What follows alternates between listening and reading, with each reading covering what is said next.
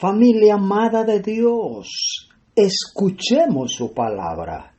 Nuestro ministerio, porque tu gozo es en mi Señor, da este mensaje de Dios al mundo para estos tiempos finales. Familia amada, muy buenas noches. Hoy continuamos con el 21º capítulo o 21º audio. Betfage. Este nombre significa casa de higos. Una cría de buza en el que nunca se ha montado nadie, es decir, un animal que se puede usar para una ocasión especial. El Señor Dios, o más probablemente Jesús mismo, que aquí reclama su posición como Señor de Israel. Se sentó Jesús, se montó en el burrito, tendían sus mantos sobre el camino. Acto de homenaje real, ramas de palmas usadas en celebración de victoria. Juan vio en el cielo una multitud con ramas de palma. Apocalipsis 7:9. Hosana, exclamación de alabanza. Salva ahora, bendito el Rey de Israel. Según los evangelios sinópticos, la purificación del templo se produjo durante la última semana de la vida de Jesús, para demostrar que el juicio de Dios ya se ha manifestado por medio del Mesías desde el inicio de su ministerio. Las higueras de la zona de Jerusalén comienzan a echar hojas en marzo o abril, pero no producen higos hasta junio, cuando les han salido todas las hojas. Era raro que un árbol ya estuviera frondoso en el tiempo de la Pascua. Nadie vuelve jamás a comer fruto de ti. Es una parábola de juicio en la cual la higuera representaba a Israel. Vean Oseas capítulo 9, versículo 10, o Nahum capítulo 3, versículo 12. La higuera llena de hojas debía tener frutos, así que ésta fue maldecida porque no los tenía. En la narración de Mateo, la higuera se seca tan pronto como Jesús la maldice, haciendo hincapié en la inmediatez del juicio.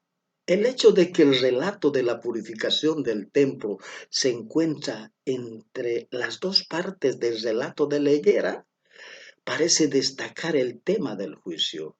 Sin embargo, Jesús solo usa este acontecimiento para ilustrar la importancia de la fe en la oración. Mateo capítulo 21 dice: Cuando estaba cerca de Jerusalén y había llegado a Betfage, en el monte de los olivos, Jesús envió a 2 de sus seguidores y les dijo: Vayan a la aldea que está enfrente, allá van a encontrar una burra atada y también un burrito. Desátenlos y tráiganmelos. Si alguien les dice algo, díganle: el Señor lo necesita, pero Él los devolverá después. Esto sucedió para que se cumpliera lo que dijo uno de los profetas.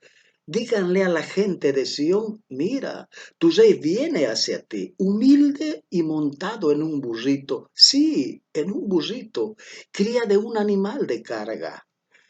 Los seguidores se fueron e hicieron lo que Jesús les había dicho.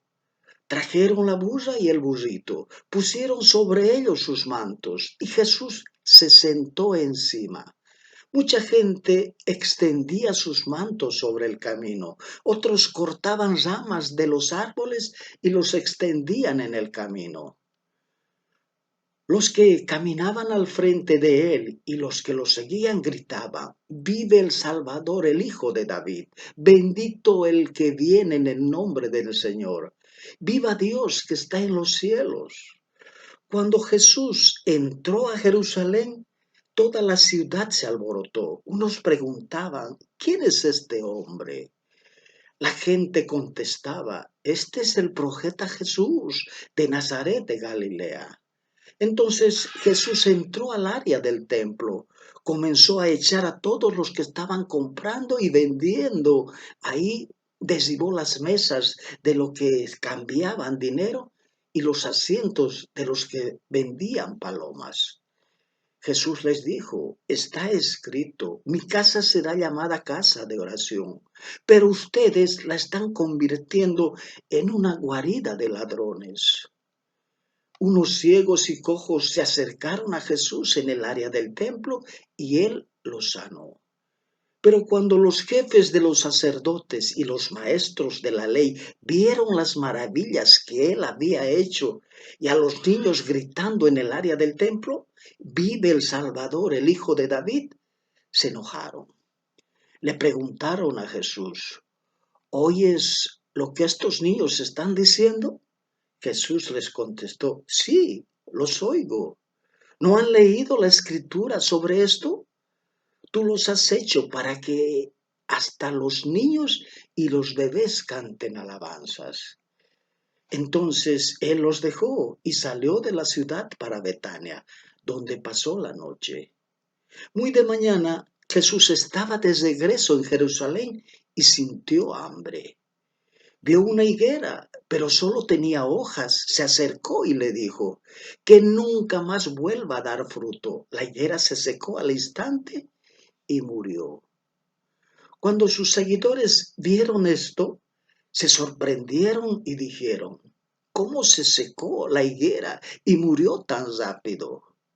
Les aseguro que si tienen fe y no dudan, les respondió Jesús, no solo harán lo que he hecho con la higuera, sino que podrán decirle a este monte, quítate de ahí y tírate al mar. Y así se hará. Si ustedes creen, recibirán todo lo que pidan en oración. Cuando Jesús entró al área del templo, los jefes de los sacerdotes y los ancianos líderes del pueblo se le acercaron mientras estaba enseñando y le preguntaron, ¿con qué autoridad haces esto? ¿Quién te la dio? Jesús les contestó, yo también les haré una pregunta y si me la responden, les diré con qué autoridad hago estas cosas. ¿De dónde venía el bautismo de Juan? ¿De Dios o de los hombres? Ellos comenzaron a discutir entre sí y decían, si decimos que venía de Dios, Él nos preguntará, ¿por qué entonces no le creyeron? Pero no podemos decir que venía de los hombres. Tenemos miedo de la gente porque todos creen que Juan era un profeta. Entonces les respondieron a Jesús, no sabemos. Él les dijo, pues yo tampoco les voy a decir con qué autoridad hago estas cosas. Jesús continuó, ¿qué piensan de esto? Un hombre tenía 2 hijos. Le dijo al mayor, hijo, ve hoy a trabajar en el viñedo. Él le contestó, no quiero ir. Pero más tarde cambió de idea y fue. Después el papá le pidió lo mismo al hijo menor. Él les respondió, sí, señor, iré. Pero no lo hizo.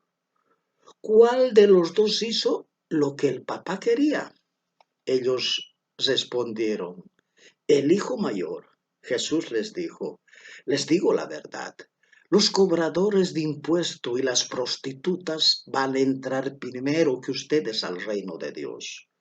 Juan el Bautista vino para mostrarles el camino de justicia y ustedes no lo creyeron. En cambio, los cobradores de impuesto y las prostitutas sí lo creyeron. Ustedes los vieron cambiar a ellos, pero aún así ustedes no creyeron ni cambiaron. Escuchen esta historia. El dueño de una finca plantó un viñedo y construyó un muro alrededor, luego cavó un lugar para hacer el vino y construyó una torre de vigilancia. Después alquiló el viñedo a unos labradores y se fue de viaje. Cuando llegó el tiempo de la cosecha, El dueño mandó a sus siervos para que hablaran con los labradores y pidieran la parte que le correspondía al dueño. Pero los labradores agasaron a los siervos, golpearon a uno, mataron a otro y agasaron a pedradas a otro más. El dueño mandó otra vez a otros siervos y los labradores le hicieron lo mismo. Más tarde, el dueño les envió a su propio hijo.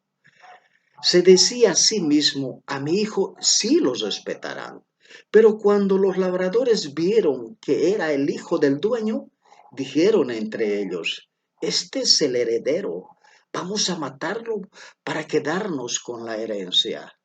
Entonces lo agarraron, lo echaron fuera del viñedo y lo mataron. ¿Ustedes qué creen que hará el dueño del viñedo con esos labradores cuando llegue?